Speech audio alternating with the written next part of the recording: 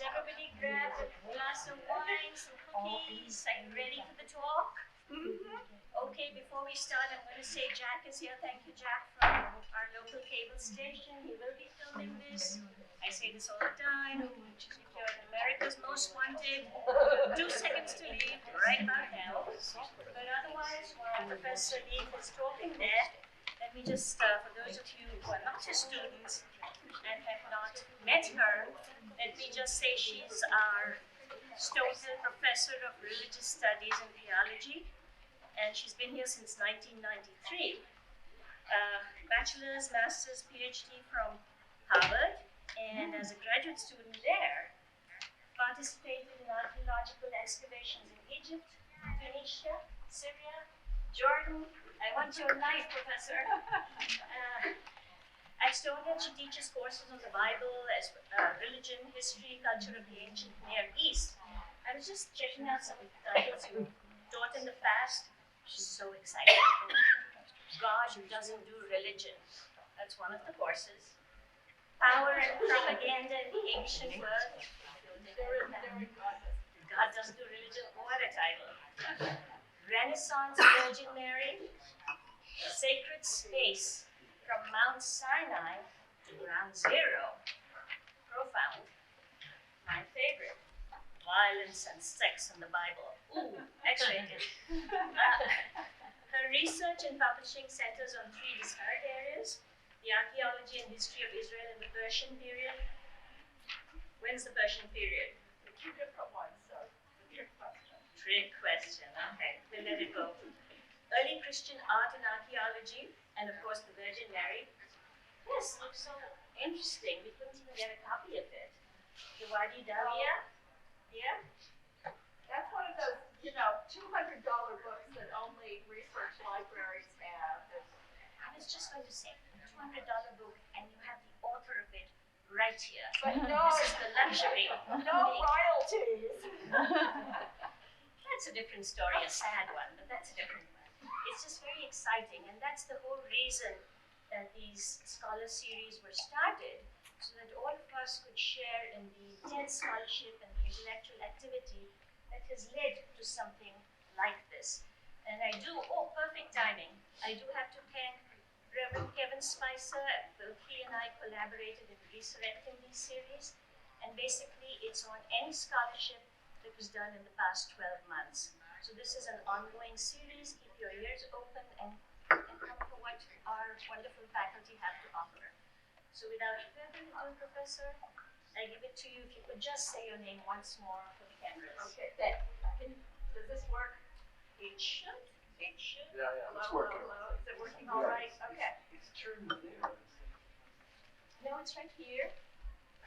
I know I'm going to be walking sideways so I can look at my pictures. No, I think it's okay. Yeah, I think it's okay. So, for the record, I'm Professor Mary Joan Leith from the Religious Studies and Theology Department at Stonehill. And I don't know how scholarly this is going to be because, in a way, this book was not specifically written for scholars. This is part of a series that some of you may have seen if you've gone to bookstores. I think they have 200 or 300 of these books in the series. Whatever you can think of, very short introduction to economics, very short introduction to biology, very short introduction to space travel. I mean, whatever you can think of, they have very short introductions, and they are very short, and they don't cost a lot of money. And I have to say, the reason why this book exists is Stonehill, because I teach a course on the Virgin Mary, and I was not able to find what I felt was a really useful and effective textbook that also was very cheap, which I wanted.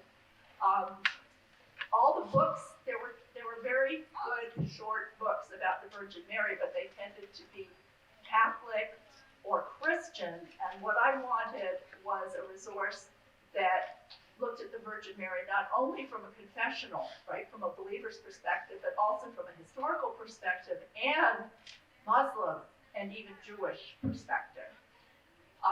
So that's what I did. And I actually workshopped this book with my Virgin Mary course a couple of times ago. So Stonehill has definitely had a real role in the production of this book. So thank you all for joining me today and for giving me a chance to share some of the fruits of my research. So I need to tell you, I came to the Virgin Mary through my Old Testament Hebrew Bible studies because I was interested in ancient goddesses. And ancient goddesses led me, in a sense, to the Virgin Mary. And then I transitioned a little bit because I also became interested in the Virgin Mary and art. I used to co-teach with a now retired art historian here, and she and I taught courses where she would teach Renaissance art and I would do the Virgin Mary, and we even went to Italy one spring to look at the Virgin Mary in the Renaissance. So I became very interested in the art as well. So you're going to get more art, but you are going to get some doctrine as well in this talk. So what I discovered was that what might be called the familiar blue and white Blessed Virgin Mary was actually a product of modernity. This type of blue and white Virgin Mary with her eyes turned down is a 19th and 20th century, basically French Catholic invention. It spread to other parts of the world, but it is not the most traditional way the Virgin Mary has been portrayed in art. And I was sort of released from thinking this was who the Virgin Mary was, and released to start looking into other places and earlier times, older times. By the way, this is, if you Google Virgin Mary, notice what you get. You get the blue and white stereotype virgin. And so that's not what I'm going to be talking about today. So this is more like what I'm talking about. This is one of my very favorite Virgin Mary images from the Renaissance, the Madonna del Parto, or the Pregnant Madonna. And this sort of image is Italian. It was pretty much invented in Italy and mostly focused in on Italy. Italian women in the Renaissance and in later years would come to images like this, praying to the Virgin for conception or for a safe childbirth. But she was actually created not for women worried about their fertility. She was created to express a really important basic theological principle about Virgin Mary and about Jesus. And that is Jesus' humanity. Now, some of my students are sometimes surprised to discover that it is a basic tenet, T-E-N-E-T, not T-E-N-A-N-T, tenet, belief, of all Christians that Jesus is fully human and fully divine. And in the Renaissance was a period that really embraced the idea of humanity and really embraced the idea of Christ's humanity. And what better way of showing Jesus' humanity, which comes from his mother, right? His father is God. His mother is the human. What is she doing here? She has loosened her skirt because she is so pregnant. What better way is there to show Jesus' humanity than to show the reality of the pregnancy that his mother went through? Now, this is a completely different image of the Virgin Mother. It is pretty shocking. Let's see, Grace, were you in my Virgin Mary course? Yeah, and Angelina, you too. It's pretty shocking, right? I used it early in the course, and I'm using it early today. This is by bad boy British contemporary artist Damien Hirst, and it's about 50 feet tall. And it looks as though it must be horribly blasphemous, but actually it is so in line with absolute traditional Orthodox Christian theology. It is unbelievable. So let me give you a couple of examples of why it is. So this is the Christian doctrine. Whoops, sorry, that's not supposed to happen yet. I'm trying to figure out this. Yeah, okay. The fully human, fully divine. So there Jesus is in her womb. You can actually see him as a fetus in her womb. So again, this is a more extreme version of what we just saw from the Renaissance. Her hand on her belly is a direct quotation of that picture we just saw of the Madonna del Parto, because Damien Hirst is very, very familiar with important images of art history. Another thing to think about, and I could go on forever about how this image is very Orthodox Christian, is her nudity. We don't think of the Virgin Mary as nude, and we associate nudity with sexuality, with eroticism. But this is the nudity, if you accept, and this is a Catholic tradition, right? The Catholic tradition is very strong that the Virgin Mary is sinless. If she is sinless, she is like Eve before the fall, where facing God face to face, naked, is the way you go. So her nudity is actually an allusion to her own sinlessness. So again, makes complete sense when you think about it, but it's such a flesh and blood image, it's kind of hard at first to step back and start to think about what's going on. Now that's very different from this image. Okay, so this is traditional mother and child, right? Kind of thing that you would expect. But how about this?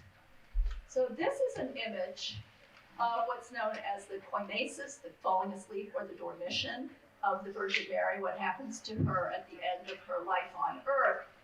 And look what Jesus is doing. Jesus is holding a baby Virgin Mary. It's a flip of the traditional mother and child, because he's holding her soul and taking it up to heaven. Oh, I don't think I have another one, does it? Yeah, so again, something I never expected. We have a kind of Jesus gender flip here in terms of motherhood. A very famous scholar of Middle Ages, Carolyn Bynum, wrote a whole book about Jesus' mother among the priests and monks in the Middle Ages. So this is not as strange an idea. And this was the standard way the end of the Virgin's life was depicted up until the Council of Trent, or a little bit before. Okay, here's another question. When did the Virgin Mary first start appearing in Christian art? Not before the 3rd century, because there's no Christian art before the 3rd century. So it took early Christians a while to get, as far as we know. I mean, there's always the chance in archaeology of something showing up. So most of the early Christian art comes from burials, Christian burials, and a lot of it comes from the catacombs in Rome, which the catacomb of Priscilla is. And this is one of probably the 2 earliest Virgin Mary images. Now, where is it? Where it is up at the top of that arch. So you can sort of see the green and red figure at the very top of the arch. There's a close-up. So 3 kings, the Magi, Gospel of Matthew, Christmas story, bringing their gifts of gold, frankincense, and myrrh to the Virgin Mary and Christ, who are sort of hard to see there, but that's what we've got. Here's another 3rd century example. This one I actually have in my book. My book has lots of pictures. I had to fight Oxford for it, but they let me have pictures. And this one shows, again, the 3 kings with the star, and the Virgin and Child, and probably the prophet Balaam from the Old Testament. And why we would have somebody from the Old Testament in a scene from the New Testament, I will explain in a moment. This is my favorite of these early Christian adoration of the Magi images because I like the camels. I also like the way Jesus seems kind of greedy, the way he's reaching out for his present, whether that's gold, frankincense, or myrrh, I'm not sure, but he certainly seems enthusiastic. Now, what was going on when Christians used this image? This is not about the Virgin Mary. This is about the fact that the Virgin Mary symbolized the church.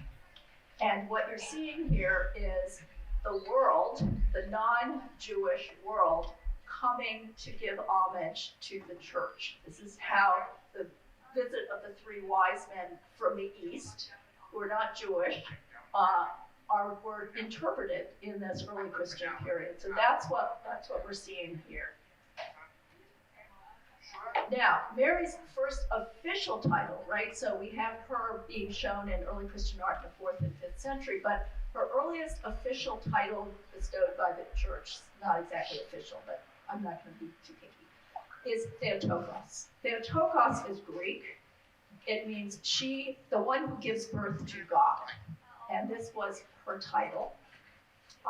She earned it at the Council of Ephesus in 431.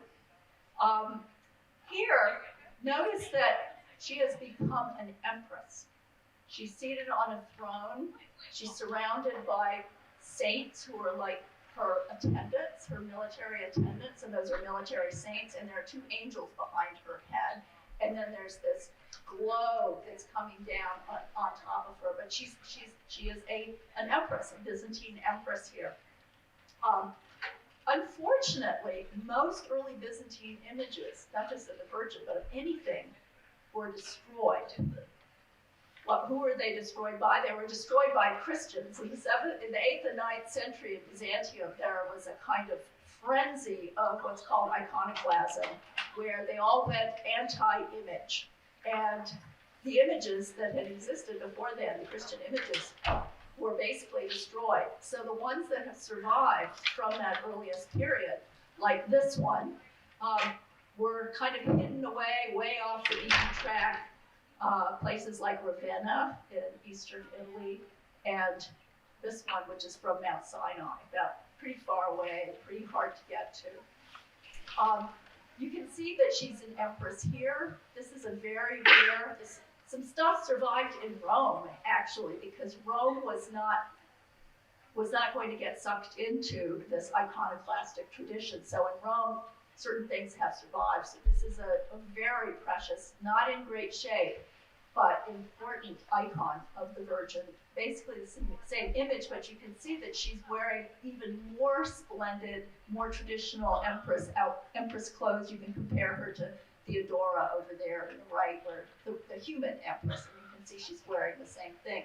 The idea here relates to intercession. Okay, so this is one of the big deals with the Virgin Mary. You could, she is a saint, you could pray to her, and she is the queen of the saints.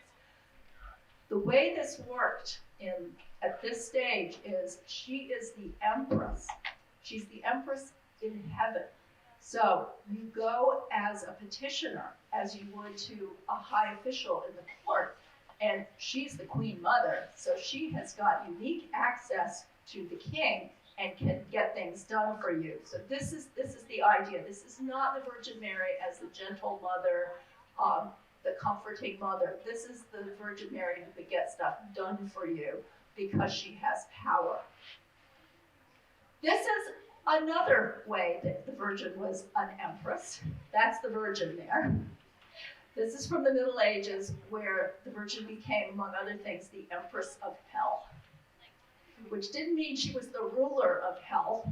It meant that she had power over the forces of hell.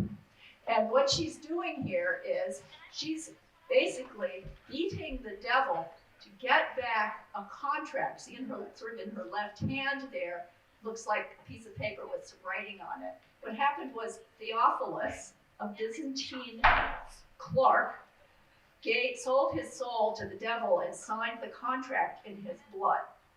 Then he got very sorry that he had done this. I think some of you may recognize this as the Faust story. This is the source of the Faust story. So the Virgin was called upon by Theophilus because Theophilus knew by the time we get to the Middle Ages, the Virgin Mary will come to your aid no matter who you are, no matter what crime you committed, as long as you are sincere and you call upon her sincerely. So she actually went down into hell, beat up the devil, got the contract, and brought it back and basically threw it on Theophilus' stomach in the middle of the night while he was lying in his bed. But it's even on the north face of Notre Dame in Paris. So you can see this take no prisoners Virgin Mary, which is very different from the stereotype that I started out with. Another way of thinking about Mary, and I mentioned this earlier, is to recognize how important she is in Islam. So Mary, or Maryam, that's the Arabic version of her name, is one of the 4 holy women of Islam. The story of the miraculous conception, the virginal conception of Jesus, is told twice, 2 different places in the Quran. So yes, Muslims believe in the virginal conception of Jesus. Also, the crucifixion of Jesus. Jesus is a prophet. So here we see the version from the Quran. And by the way, Mary is, Mary is one of the most common human names in the Quran. So she is a big deal. She is important in Islam, and I'll show you 2 ways. So here is the Virgin. Here's the close-up of the story that's in the Quran. So she conceived Jesus miraculously, virginally. She does the whole, I've never known a man, and the angel says God can do whatever God wants to do, and she basically says, behold, I'm the servant of the Lord, just basically the same thing as in the Luke story. But she goes off by herself. There's no Joseph in the Quran. She goes off by herself to a deserted place where she gives birth to Jesus, and she's in pain, and she calls out, and this voice, probably Jesus, speaks to her from below and says, look up, that dead tree trunk that you're leaning up against has sprouted dates, eat and be sustained. Look down at your feet. The rocks have started to bubble with a spring, drink. So this is a way of emphasizing again the special status of both Mary, but also Jesus, her child. That figure in the background is probably Satan, because apparently Satan, the Virgin Mary, and Jesus were the only ones Satan was not able to touch. So there's a whole special idea about the Virgin and Jesus being safe from Satan. Now, this is something that I discovered, that Catholic and Muslim women especially will go to Mary shrines, Catholic Mary shrines. So this is a shrine to the Virgin Mary that I went to about 10 years ago in Harissa, Lebanon, just outside of Beirut. It's one of those giant statues of the Virgin Mary. And as you can see here, Catholics and Muslims both come to pray, and Muslims participate in various festivals that are celebrated of the Virgin at this shrine. And even more, relatively newly, because of all the Muslim immigrants into Europe, the same thing is happening at shrines of the Virgin in Europe. Muslim immigrant women are coming, not the men, but the women are coming to these Catholic Mary shrines to pray for all sorts of things that they want. And technically they're not supposed to, and sometimes they get yelled at by the imams, but mostly they get let alone to just, in a way it's good, in a way it's good because they're doing what they want, in a way it's bad because technically it's wrong. And I won't go into that. Okay, then, oh good, I'm doing okay. This is the big theological, another big theological idea around the Virgin Mary. So first of all, she gives Jesus his humanity. This one is a really productive one in the study of the Virgin Mary. So the New Eve is a concept that comes out of Paul. Paul wrote about the first man, Adam, becoming a living being, and the last Adam becoming a life-giving spirit. Who's the last Adam? I heard it. Jesus, right? Jesus is the new Adam. There's the old Adam, and then there's the new Adam. Paul is basically following the idea that Adam screwed everything up for everybody, so the new Adam is going to fix everything up for everybody. So it made a lot of sense. So once the idea of a new Adam gained traction, it's not surprising that the Christians moved to the idea of a new Eve. Now, there is a Jesus and a girl, but there is Jesus and his mother. So the new Eve very quickly came to be associated, the idea of new Eve came to be associated with his mother.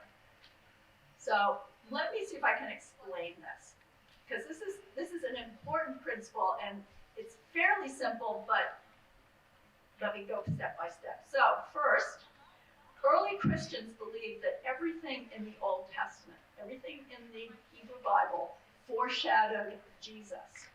This is an idea actually that comes out of Judaism. In the Jewish tradition, everything in the Old Testament foreshadowed the coming of the Messiah, at least in certain rabbinic circles. Everything in the Old Testament, the Hebrew Bible, foreshadowed the Messiah.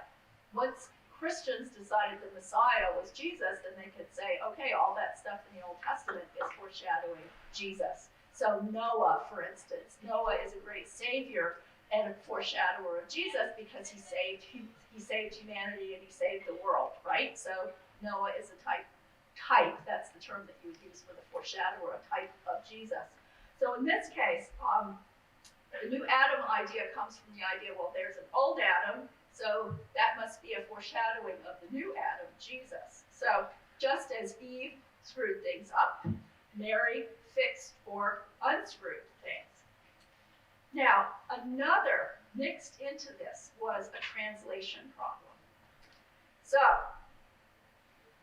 the idea of what the serpent did to Eve changed somewhat and significantly from the Hebrew into the Greek and Latin. So, in Hebrew, Eve says the serpent tricked me, but in Greek and Latin, it's the serpent seduced me. So this got shifted, right? The Virgin Mary is not going to be seduced. So what we get then is the Old Testament foreshadows Jesus, and Eve's seduction by the snake comes out in the earliest claim here that Mary is a foreshadowing of, Eve is a foreshadowing of Mary. So Justin Martyr, who's a 2nd century writer, shows that just as Eve conceived, let's see, how should I read this? I can't read it down here. So Eve having conceived the word of the serpent, right? So that's coming from the idea that the serpent seduced her. So having conceived the word of the serpent brought forth death. But the Virgin Mary received faith and joy when the angel Gabriel announced the good tidings to her that the Spirit of the Lord should come upon her and the power of the highest should overshadow her. And so Justin Martyr goes on for quite a while, as my students in my class know, because we read Justin Martyr, doing Eve did this, but Mary fixed it this way. Eve did this wrong, Mary did this, and she fixed it. So this Mary-Eve parallel is really a very important one in the early church and continues to be in Christianity. And this is, again, I can't help sharing some of my very favorite images. My students who are here will recognize them. Here's an Annunciation by the wonderful Florentine artist Fra Angelico, Renaissance. Can anybody see, I'm going to give a close-up in a second. Can anybody see what's in the left corner, the upper left corner of this Annunciation scene? Tony? Flying saucer. What was that? A flying saucer. Much better than that. Yes? The Garden of Eden. It's the expulsion of Adam and Eve from the Garden of Eden. And look, can you see the angel? It seems to be the same angel. So, and if you look at the painting, can you see that the angel who is speaking to the Virgin, the foot and robe of the angel go out a little bit, overlapping the grass and the flowers? You don't see that, Greg? Sure. Oh, okay. You're looking skeptical. What that's showing is that it's part of the same picture. It's part of the same story. So the expulsion by Adam and Eve is fixed by the conception of Jesus by the Virgin Mary at the Annunciation. So this kind of pairing shows up in a certain number of really wonderful works of art. It also shows up in one of the treasures of the Museum of Fine Arts. And I'd like to take, did I take you guys, did we look at this? And yeah, I took my classes, my freshmen, to the museum this fall, and I made sure to show them this painting of St. Luke, painting the Virgin. St. Luke is the patron saint of doctors and artists. I'm not sure why it's the two, but yeah, doctors and artists. And what I want you to notice here is that we have the Virgin Mary seated on a very fancy throne, and she's nursing Jesus.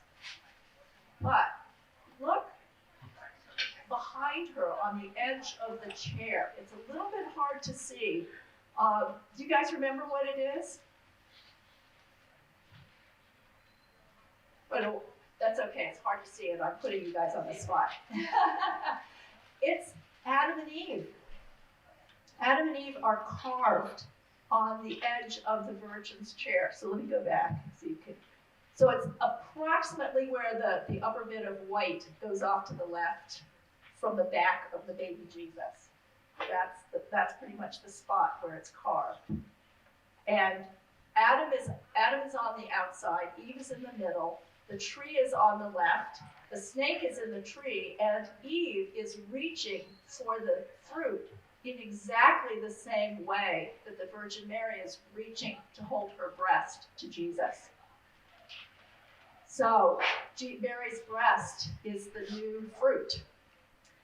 What the new fruit of the Garden of Eden is varies. It can be Jesus. Jesus can also be the new fruit of the tree of life or the tree in the Garden of Eden. But what you're seeing here is, again, this very strong tradition of the Virgin as the new Eve, the Virgin who brings salvation or starts the salvation story going after Eve brought sin. There's also this wonderful palindrome. You got palindrome is something that reads the same way forward and backwards. Lots of Christmas carols from the Middle Ages and poems praising the Virgin, and they have to be in Latin because it only works in Latin. Do this Ave, Ave thing, right? So Ava is Eve, Ave means hail. So there are all these wonderful like Christmas carols where the angels Ave reversed the sin of Eve. Very fun things in the music. This again, slightly later, we're almost getting to the Reformation. The tree of life and death. Now, what do we have here? We have the Virgin Mary on the left. We have Eve on the right. That's Adam asleep in the middle, behind the tree. Now, what is Eve doing and what is Mary doing? Well, if you look to Eve's right, okay, what does it look like? That's the devil. So the naked Eve is leaning towards the devil, and she's feeding people with basically skull fruit, death fruit, off the tree. So you can see the people are kneeling as if they're taking the Eucharist. But look on the left side. So there's the Virgin Mary. Anybody know what those little white things in the tree are? They're the host. They're the Eucharistic host, right? The little, as I say in my class, little white wafers. And what's going on? The Virgin Mary is serving the Eucharist to Christians on the other side.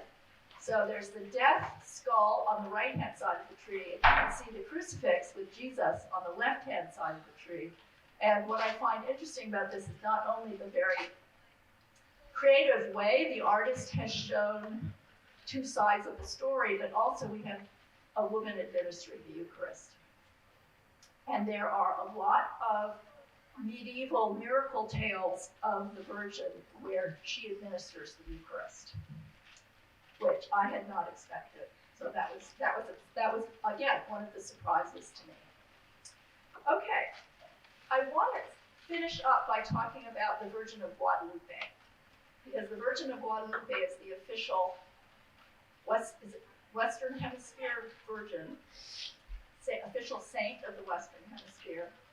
And Some of you may know the story about the Virgin of Guadalupe. She's from Mexico, and in the 16th century, the Virgin apparently appeared to an indigenous man named Juan Diego. That is not his Aztec name.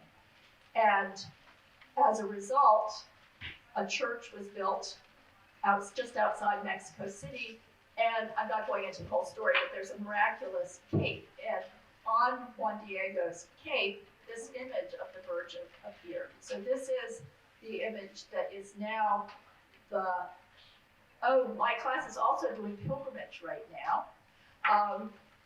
The shrine of the Virgin of Guadalupe outside of Mexico City is the largest Christian pilgrimage site in the world. It gets tons more even than Lourdes in France.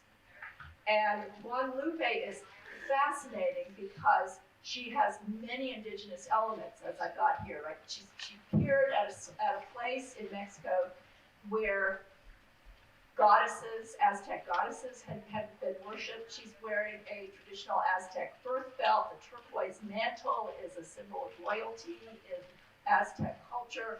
Her skin is ashy. It's not pure white. And she has become the symbol for a great many people in the Hispanic world and many in the non-Hispanic world. I wanted to show you, I love this. You can see her everywhere. People love the Virgin of Guadalupe.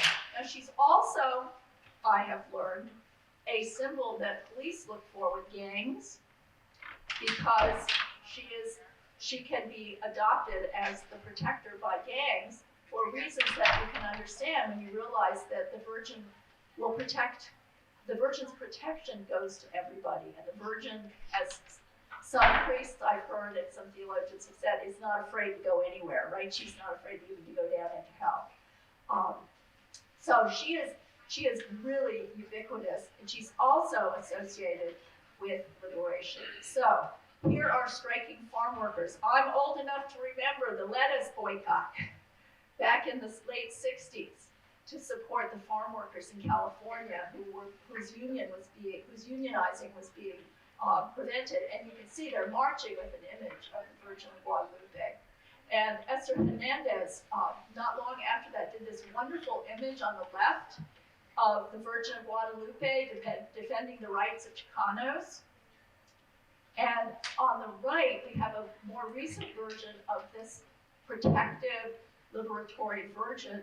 This is the angel, right? So we have her as the border angel with water.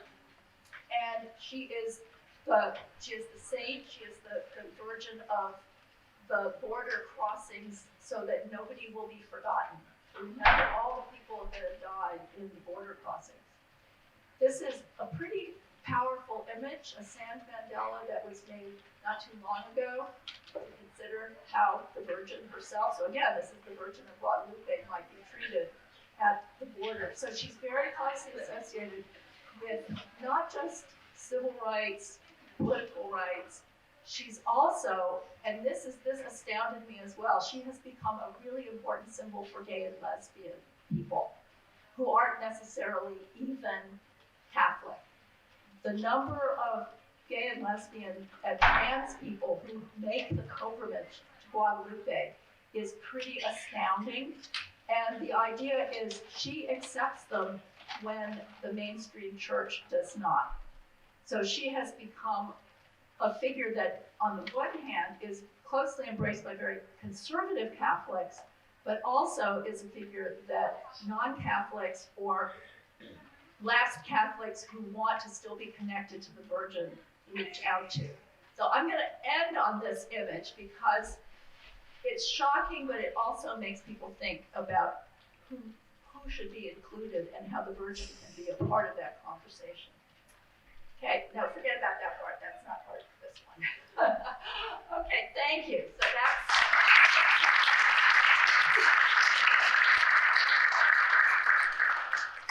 We do have time for questions, but if I said you can repeat the question just to get ready. Sure. I have to say I discovered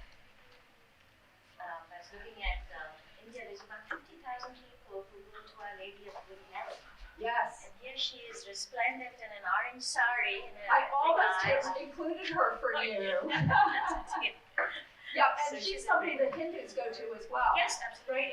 Right? She's a Christian Virgin Mary, Right. very old, but yeah, everybody goes to her. It's like she's so welcoming. It's really It's heartening. fascinating, yes. Yeah. So, the Virgin Mary is more of a figure in Italy, right? Than say in other countries. Oh no, she's huge in many parts of the world. Say in the United States, let's say. Depends on where you go in the United States. Overall, no, not in, but the United States has traditionally been a very Protestant country, not too embracing of Catholicism until fairly recently. So, yeah, my students don't realize how badly Catholics were treated by mainstream Americans until, like, John F. Kennedy. Yeah. Ku Klux Klan doesn't like black people, Jews, or Catholics. Greg? Just a comment, really not a question. That image you showed us with, I think it was Eve on the right, Mary on the left, and there was the tree in the middle. Okay. And The question is about that image of Eve on the left and Eve on the right and Mary on the left. Yeah, with the tree in between. Right. It's not so much a question, it's a comment. That I think there was also a legend that that tree, the wood from that tree, was used to make the cross. That's So absolutely true. That's the full Yep. circle also that Yep. goes with that picture that you showed. Yeah, the legend of the true cross. It's a very fun story. Yeah. So I just thought it was cool. I was just going to say, see, perpetuates the notion that you need an interceder. She intercedes on behalf of you. She does, right. As opposed to a personal relationship. This is it. So the question is about the Virgin Mary as an interceder, as opposed to you yourself praying directly to Jesus. That is a bone of contention between Catholics. It used to be a bone of contention between Catholics and Protestants. So Protestants, it's like there are no saints. There are no saints in the Bible, so you pray directly to Jesus. And the Catholic and Orthodox tradition has developed by about the 6th century that the Virgin will intercede for you because she does what other saints do. It's just she does it better than anybody else. Yeah, because she's the queen of the saints. It took a while for her to become a saint, though, because to be a saint, you had to have a body. You had to have a burial place. And so there were many more female saints before the Virgin Mary became a saint that people would pray to for intercession. You also showed the image of the spirit. Is there any historical any evidence that any of the early churches used women? Oh, there's plenty of, she's not here right now. I have a student who's doing a research project on women deacons in the early church. So yes, there were women apostles in the Bible. There were women deacons in the Bible. Bishops in the Bible have to be married or else they can't be a bishop.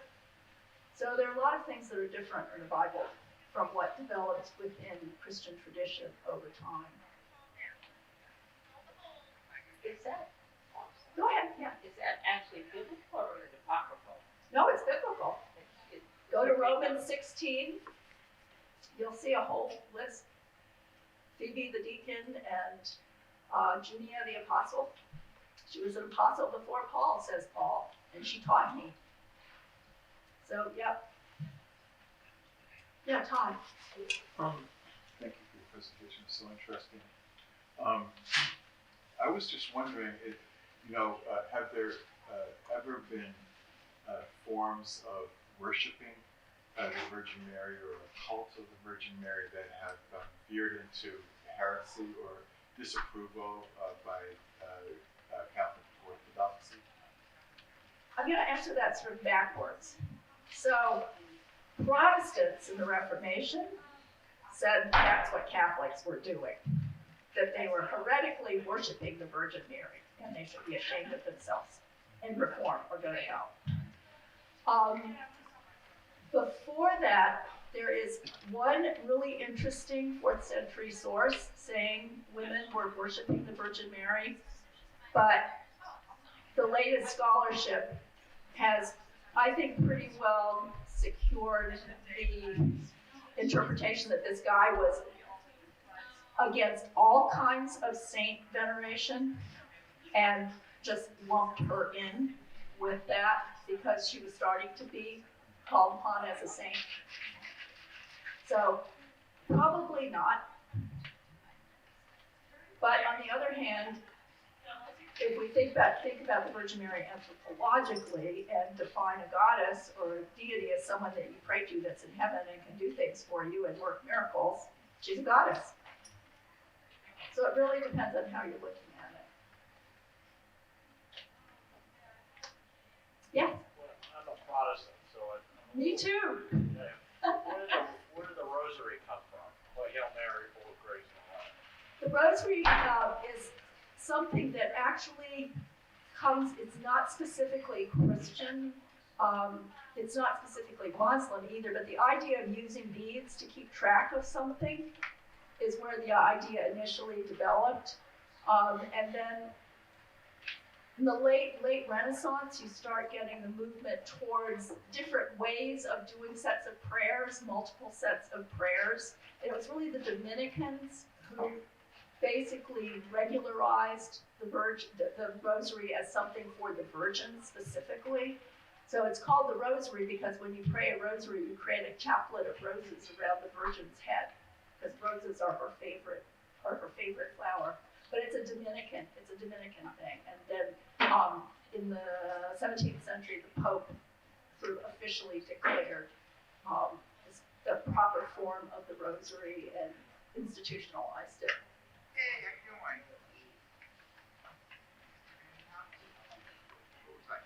Yeah, right. Well, okay.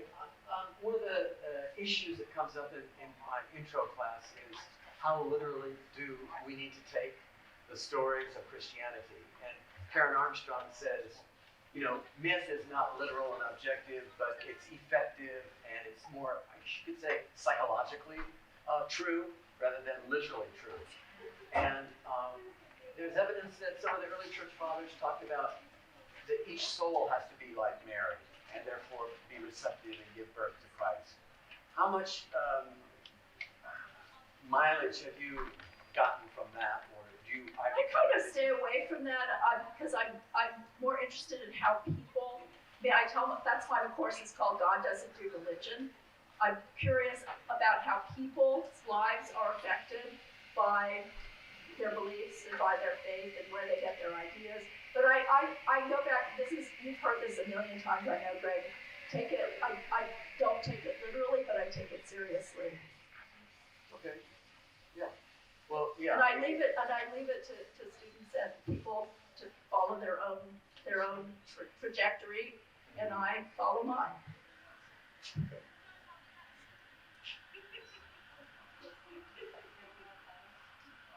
Any more questions? One last Oh, Tony has one. Yeah, you've been to many places in Europe and the Holy Land, I guess. Yep.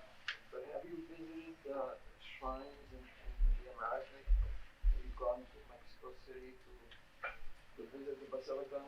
The one time I was in Mexico City, I was 10 years old, so I would really like to. I'd really love to go to the Shrine of Guadalupe. And there's the Shrine of La Salle near here that I'd like to go to at some point. And there's I'm blanking on the name of the group on the Cape. It's sort of an ecumenical Christian group who also have a shrine that I have been to. It's very cool. But yeah, and I haven't been to Lourdes. I'd love to go. This is an interest that really I've only developed in the last 12 or 13 years. So the travel that I've done has been more for the ancient stuff.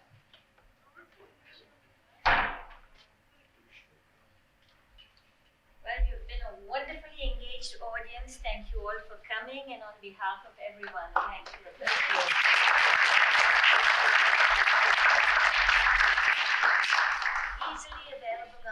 is $10. All of that knowledge. Pictures. With pictures, yes. There's a little bit of Snoop Doggy Dog sparkling wine still left and some ginger, so that's before you need it. Good. Yeah.